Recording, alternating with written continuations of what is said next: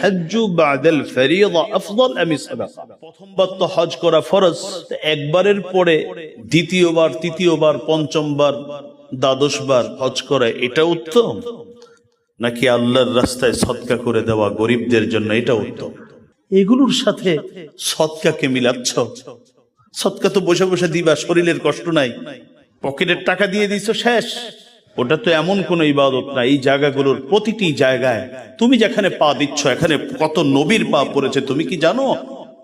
আরে মক্কা বাদ দেন না, মসজিদ খাইফ যেটা হযরতে মূসা থেকে শুরু করে ৭০ জন নবী এই মসজিদে নামাজ আদায় করেছে।